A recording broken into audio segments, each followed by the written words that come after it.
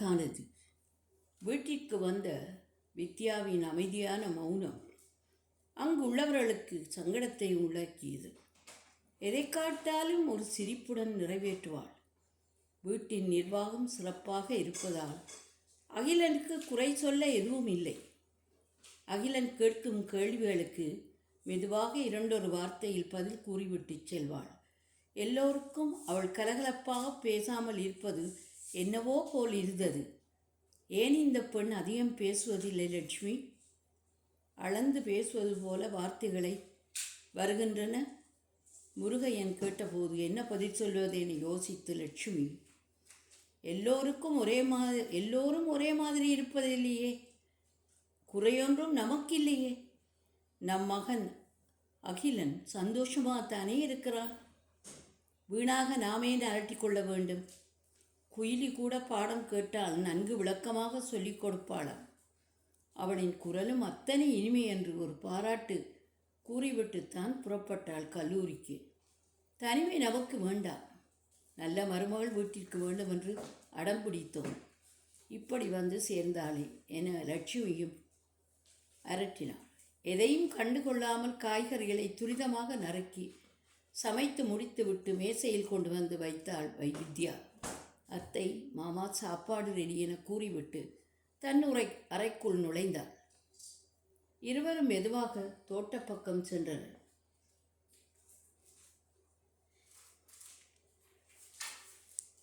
அவள் வந்தபின் போட்ட விதைகள் எல்லாம் வளர்ந்து காணப்பட்டன. கீரைப்பாத்தி அடர்த்தியாக வளர்ந்திருந்தது. கத்தரி, மிளகாய், அவரை, தக்காளி எல்லாம் காய்த்து தொங்கின.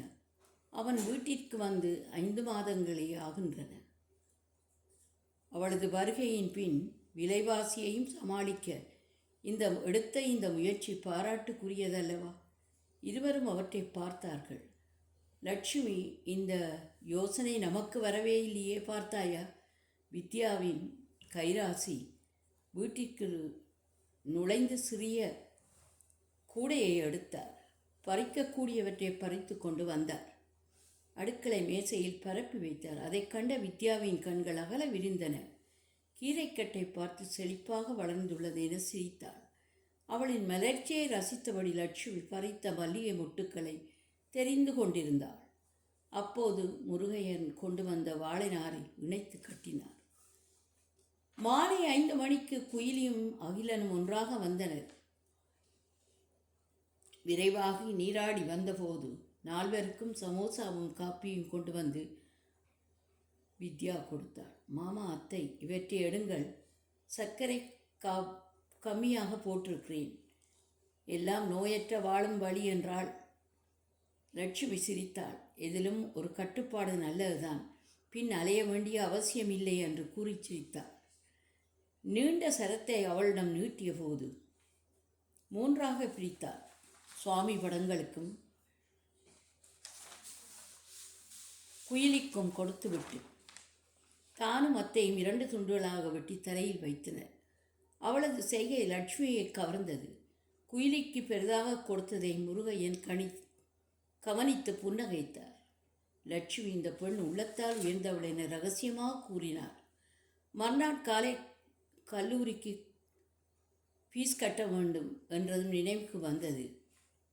குயிலி அகிலனிடம் கேட்கும் முன் வித்யா கொண்டு வந்து கொடுத்து, மீதியை உன் செலவுக்கு வைத்துக்கொள், ஆனால் சிக்கனமாய் நடந்து கொள் என்றாள். அன்று மாலை அகிலன் நான் வேலைக்கு சென்ற பின்தான் நினைவுக்கு வந்தது. குயிலி ஏன் கேட்கவில்லை? அண்ணா, அண்ணி எனக்கு தந்து அனுப்பினான். சற்று கூடுதலாக என் செலவுக்கு உன்னை விட அள்ளி தந்தாள் அண்ணி. அண்ணி ரொம்ப நல்லவ என்றாள். அப்போதுதான் அவள் ஆன்லைனில் வேலை செய்வது ஞாபகம் வந்தது. அறைக்குள் நுழைந்தபோது மேசையிலே அந்த மாத வரவு செலவு பட்டியல் இருந்தது. திரும்பி பார்த்தான். நீண்ட கூந்தலில் தளர பின்னிக் கொண்டிருந்தாள். அவளை பார்த்து அழகாகச் சிரித்தார் அகிலன். அமைதியான சிரிப்பில் 1000 அர்த்தங்கள். யுகம் யுகமாய் தன் வாழ்வில் இணைந்து வாழ்ந்து கொண்டிருப்பது போன்ற ஒரு பிரமை. அவன் கரம் பற்றி, வித்யா, நான் கொடுத்து வைத்தவன், எந்த கவலையும் எனக்கு இல்லை. அப்படி சிந்திப்பதற்கு நீயும் விடுவதில்லை. உன் அழகும் அருமையும் எனக்குள் ஒரு மகிழ்வை தருகிறது. உன் மௌனம் கூட பேரழகுதான் என்றதும் நாணத்துடன் தலை குனிந்தாள் வித்யா.